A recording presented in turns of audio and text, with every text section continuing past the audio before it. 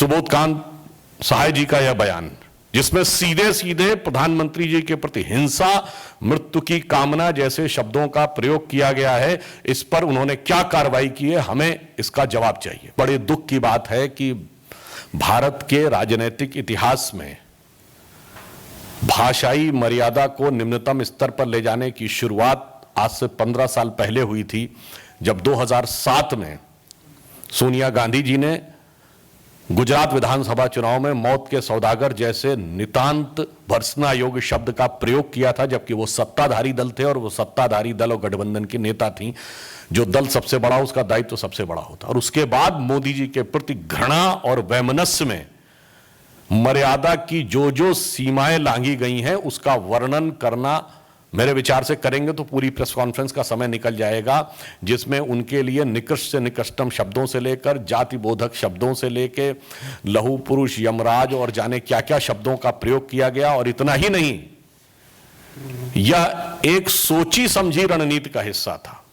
Congress party के नेता ने जो कुछ बोला वो तो अलग है।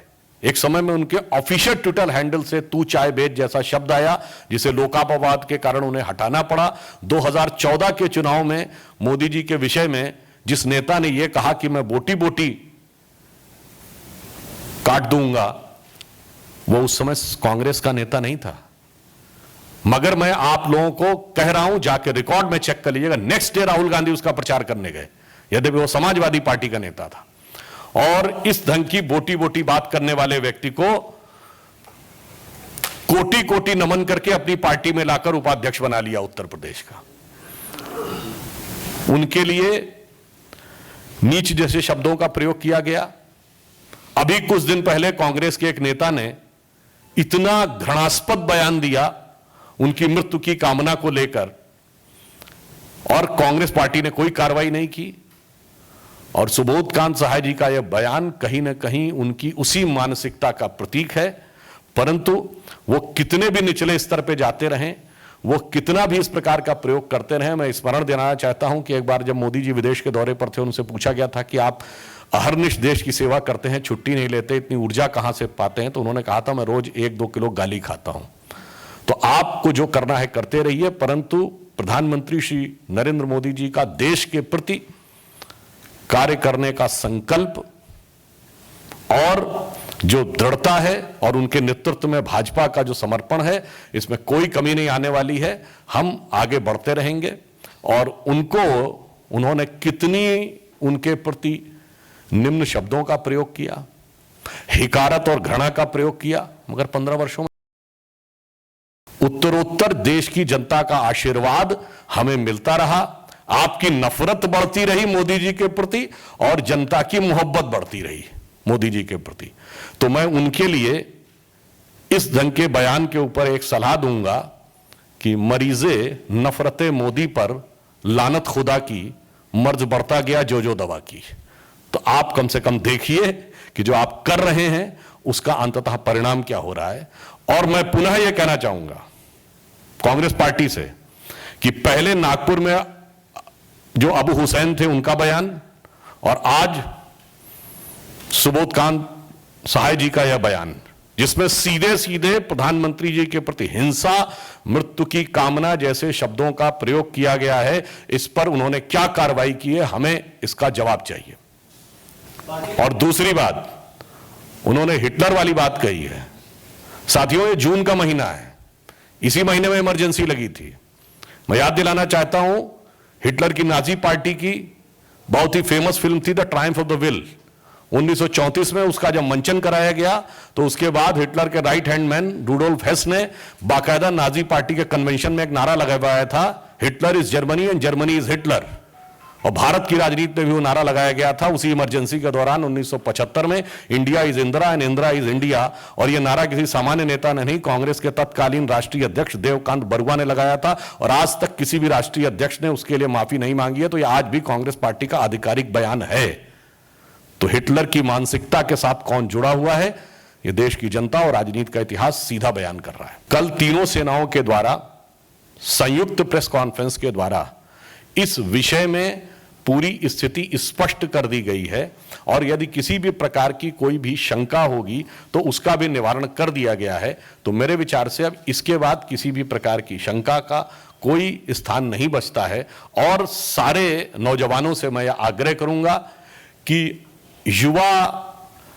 युवकों के लिए देश की सर्वोच्च सेनाओं में सहभागिता का जो ये सुंदर अवसर एक अच्छे प्रयोग के साथ उन्हें मिल रहा है, वो सब आकर इसमें सहभागिता करें, एक बार गौर से उसे पढ़ लें और उसके बाद भी यदि उनके मन में शंका हो तो कल तीनों सेनाओं के द्वारा बोला गया है उसको पढ़ लें। तो मुझे लगता है किसी प्रकार की शंका नहीं रहनी चाहिए और किसी भी प्रकार के वो बहकावे में ना आए, क्योंकि कुछ लोग अपने निहित स्वार्थ में उनका उपयोग भले ही करना चाहें, परंतु मुझे विश्वास है कि देश का युवा सेना के द्वारा दिए गए इस वचन में, वक्तव्य में पूर्ण आस्था व्यक्त करते हुए आगे अग्निवीर कार्यक्रम में अपनी सहभागिता करेगा। इस विषय पे हम लोग पहले भी कह चुके हैं। विषय यूपीए के सरकार के शासनकाल में शुरू हुआ, प्रक्रिया दिल्ली उच्च न्यायालय के द्वारा शुरू हुई, इसमें सरकार का कोई रोल नहीं था। परंतु मुख्य बात यह है कि ईडी की पूछताछ तो बहुत से लोगों से होती है, श्री राहुल गांधी जी के ही द्वारा पूछताछ होने पर इतना चर्चा का विषय क्यों है? इसका अर्थ यह हो गया कि वो अभी भी अपने को एक सामान्य भारतीय नागरिक नहीं मानते हैं, बल्कि वो अपने को कहीं ना कहीं लोकतांत्रिक राजवंश के एकमेव यद्यपि असफल राजकुमार के रूप में पाई हुई मानसिकता से बाहर नहीं आ पा रहे हैं। उन्हें ईमानदारी से इस जांच का सामना करना चाहिए। और हम यह भी कहना चाहेंगे, जो हमने पहले भी पूछा था, आज वो कांग्रेस पार्टी के एक सामान्य सांसद हैं और इसके बावजूद सारे कांग्रेस के नेता आकर यहां पर उनके साथ आकर खड़े हो रहे थे। ये कांग्रेस पार्टी के द्वारा जांच को प्रभावित करने का, दबाव बनाने का एक प्रयास है। और अंततः एक लाइटर नोट पे कहना चाहूंगा, वो कह रहे हैं राजनीतिक कारण से। मैं विनम्रता से परंतु दृढ़ता से कहना चाहूंगा कि आप लोगों को लगता है कि राहुल गांधी जी की राजनीतिक स्थिति इस समय ऐसी है कि किसी को राजनीतिक विरोध करने की जरूरत है? पार्टी को विजय दिलाना तो बहुत दूर, वो तो पार्टी में अपना पद तक छोड़ के पीछे जा चुके हैं, पद छोड़कर पलायन कर चुके हैं। तो आप सोचें कि उन पर किसी प्रकार के राजनीतिक प्रहार की आवश्यकता है क्या? या तर्कसंगत ढंग से सोचना चाहिए। और अगर वो ये आरोप लगा रहे हैं कि हम उन्हें गिराने का प्रयास कर रहे हैं, तो इस पे तो मुझे वो, और उसके लिए वो जितने भी प्रकार के रूप धरने की कोशिश कर रहे हैं, तो मुझे पुराने गीत की एक पंक्ति याद आती है कि 100 रूप धरे जीने के लिए बैठे हैं हजारों जहर पिए, ठोकर न लगाना हम खुद हैं गिरती हुई दीवारों की तरह। तो जो खुद गिरती हुई दीवारों की तरह हैं, मुझे नहीं लगता कि उनको गिराने के लिए किसी को प्रयास करने की आवश्यकता है। और हमारा उद्देश्य सदैव सकारात्मक होता है, हम सकारात्मक दृष्टि से काम कर रहे हैं। यदि राहुल गांधी जी अपनी युवराज की मानसिकता से बाहर आकर एक जिम्मेदार सांसद की भूमिका के रूप में आगे बढ़ें तो उनके लिए ज्यादा बेहतर होगा। देखिए, भारतीय जनता पार्टी उनको कोई शीर्षासन कराने में वो नहीं है, उन्होंने अपनी पार्टी को शीर्षासन करा दिया है।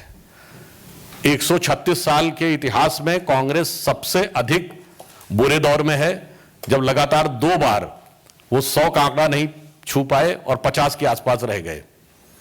और इतना ही नहीं, कांग्रेस का नेतृत्व इससे पहले नायक और खलनायक बना था, पर उपहास का पात्र पहली बार बना है। तो मुझे लगता है कि उन्होंने शीर्षासन नहीं, अपनी पार्टी को रसातल तक पहुंचाने में भूमिका अदा कर दी है। तो हमें इसके लिए कुछ करने की जरूरत नहीं है। एक बिंदु मैं जरूर यह कहना चाहता हूं कि सुबोध कांत सहाय ने आज जो बोला है, थोड़ा आप लोग जरा जाकर, मैं आपसे अनुरोध करूंगा, एक बार जाके जरा इसका न्यूमेरिकल डाटा चेक करिएगा कि कांग्रेस ने कितनी बार श्री नरेंद्र मोदी जी के लिए गाली के समकक्ष शब्दों का प्रयोग किया है। यदि आप देखेंगे तो वो शतक की तरफ बढ़ रहे हैं।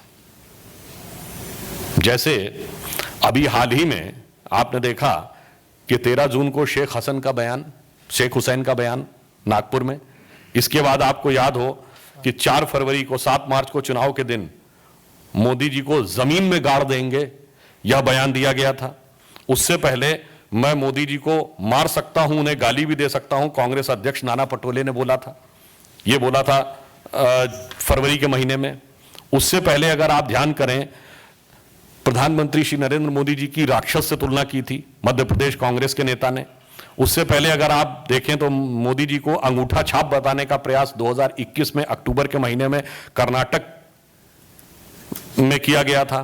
फिर उसके बाद आप याद करिए 2020 में दिसंबर में रणदीप सुरजेवाला जी ने क्रूर शब्द का प्रयोग किया था प्रधानमंत्री जी के लिए।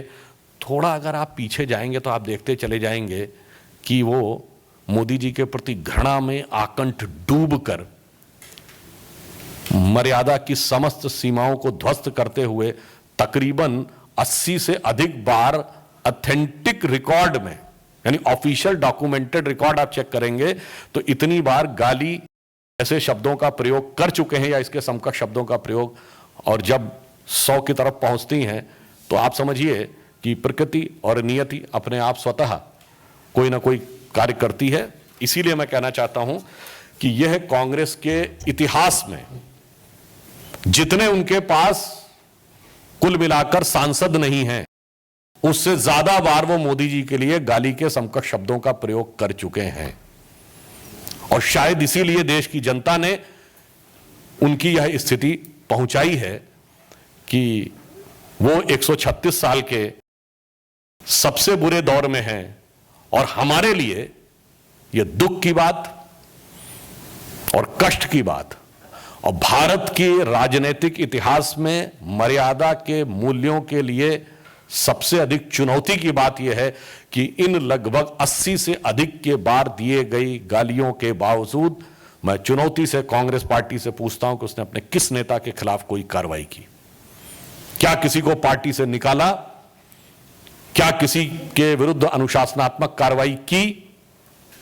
और साफ साफ कहा जाए, यदि आप किसी की मृत्यु का आह्वान करते हैं तो यह तो प्रत्यक्ष हिंसा है।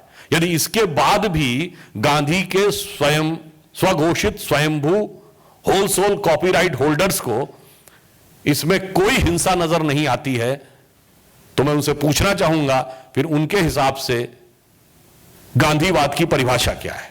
आप सभी को विदित है कि कल अंतर्राष्ट्रीय योग दिवस है और यह 8वां अंतर्राष्ट्रीय योग दिवस है। इस दिवस का स्मरण इसलिए अधिक आवश्यक प्रतीत होता है क्योंकि जब मई 2014 में देश की जनता ने प्रधानमंत्री श्री नरेंद्र मोदी जी के नेतृत्व में हमें जनादेश दिया था तो वो जनादेश सिर्फ सरकार बदलने के लिए नहीं था, एक विचार बदलने के लिए था, मानसिकता बदलने के लिए था और युग बदलने के लिए था। भारत दुनिया का शायद इकलौता देश होगा जिसका इतना व्यापक सांस्कृतिक प्रभाव पूरे विश्व में हो। अगर आप पूर्व में देखें तो इंडोनेशिया है जिसका व्यवहारिक मीनिंग जानते क्या है? Nesia is a Greek word for island और इंडोनेशिया मीन्स भारतीय द्वीप। और पश्चिम में आप जाते हैं तो कोलंबस तो अमेरिका में पहुंच गया बाई एक्सीडेंट, वो तो इंडियन खोजने गया था इसीलिए वो समझता रहा मैं भारत में पहुंच गया और वहां के मूल निवासियों को इसी वजह से रेड इंडियन कहा जाता। कहने का तात्पर्य इतना व्यापक प्रभाव, परंतु दुर्भाग्यवश आजादी के बाद लंबे समय तक इसका कभी भी समुचित प्रयोग नहीं किया गया। मगर मोदी जी ने आने के बाद 27 सितंबर 2014 को ही अंतर्राष्ट्रीय योग दिवस का जो प्रस्ताव संयुक्त राष्ट्र संघ में रखा था, जो भारत का एक बहुत ही सौम्य सांस्कृतिक प्रभाव, जिसे कह सकते हैं कि very decent soft effect on entire world which is been witnessed. और यह हमारी एक इसलिए स्मरण करने की आवश्यकता है कि हमारी कूटनीतिक सफलता का भी इतना बड़ा प्रमाण था कि 193 में से संयुक्त राष्ट्र संघ के इतिहास में 177 देश इसके समर्थक नहीं बने थे, इसके सह प्रस्तावक बने थे। They have not become the seconder, but they have become the co-sponsorer, which is the maximum number for any resolution in United Nations. उसके बाद जिसमें कि धर्म, जाति, मत, संप्रदाय से अलग हटकर सभी देशों ने समर्थन किया था और आज 200 से अधिक देशों में इसको स्वीकार किया जाता है। तो ये भारत की एक सांस्कृतिक शक्ति के उद्भव का भी प्रयोग, बहुत ही सफल प्रयोग था जो मोदी जी के नेतृत्व में हुआ। और यह 8वां है तो वैसे भी आपको पता अष्टांग योग होता है तो 8वें का तो महत्व योग के लिए भी अधिक है। तो कल 21 जून 2022 को चूंकि हम स्वतंत्रता के अमृत महोत्सव वर्ष में हैं, इसलिए भारतीय जनता पार्टी और विगत 2 वर्षों से कोविड के कारण इसका उस रूप में आयोजन नहीं हो सका जैसा अपेक्षित था, तो इसलिए कल भारतीय जनता पार्टी इसको एक व्यापक और विराट स्वरूप में आयोजित करने जा रही है। तो 75वां वर्ष है, इसलिए 75,000 स्थानों पर कल भारतीय जनता पार्टी के द्वारा योग दिवस मनाया जाएगा और भिन्न भिन्न स्थानों पर हमारे कार्यकर्ता और नेता 75,000 स्थानों पर इसको मनाएंगे।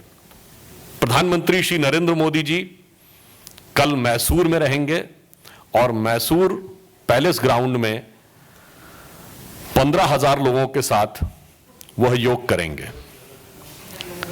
हमारे राष्ट्रीय अध्यक्ष आदरणीय जगत प्रकाश नड्डा जी कल नोएडा स्टेडियम में रहेंगे और वहां पर वह योग दिवस के उपलक्ष्य में योग करेंगे।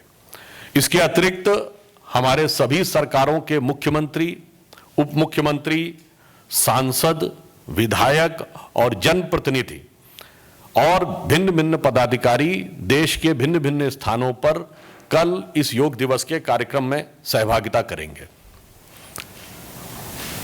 जो इस वर्ष का योग दिवस है उसकी जो थीम या ध्येय वाक्य रखा गया है वह है मानवता के लिए योग। अंग्रेजी में कहेंगे तो योगा फॉर द ह्यूमैनिटी। चूंकि हम ही एकमात्र सभ्यता हैं जो सिर्फ मानवता नहीं बल्कि देवता तक का मार्ग हम दिखाते हैं, और योग हमारे व्यायाम से लेकर शरीर की भिन्न भिन्न ऊर्जाओं के योग से लेकर आंतरिक आत्मिक शक्ति के योग तक का मार्ग प्रशस्त करता है। इसलिए इस बार का जो थीम है वह योगा फॉर ह्यूमैनिटी और मानवता के लिए योग है। और हमें विश्वास है कि विगत 8 वर्षों में जिस सफलता के साथ ये हुआ है, कल का आयोजन में हम देश के आम नागरिकों से भी पार्टी की तरफ से अपील करते हैं कि आप सभी लोग योग दिवस के इस कार्यक्रम में सहभागिता करिए। अपने व्यक्तिगत स्वास्थ्य को बेहतर करने के लिए, मानसिक और शारीरिक स्वास्थ्य में बेहतर संतुलन के लिए और भारत की इस महान सांस्कृतिक धरोहर जिस पर हर व्यक्ति को गर्व होना चाहिए, जैसे न्यूटन्स लॉ ऑफ ग्रेविटी है, आइंस्टीन लॉ ऑफ रिलेटिविटी है, हाइजेनबर्ग थ्योरी ऑफ अनसर्टेनिटी है। इसका मतलब ये नहीं कि उन्होंने ये दिया परंतु उनके नाम से जानी जाती, तो भारत और भारतीय संस्कृति के नाम से यह जाना जाता है। हमें इस पर गर्व करना चाहिए। और जो पार्टी ने यह प्रयास किया है, प्रधानमंत्री जी और राष्ट्रीय अध्यक्ष जी जो यह कल सहभागिता करेंगे और सभी हमारे वरिष्ठ नेता और मंत्रीगण करेंगे, उसमें सभी लोग अपने स्तर से इसमें सहभागिता करें। यह हमारा पार्टी की तरफ से निवेदन है। धन्यवाद।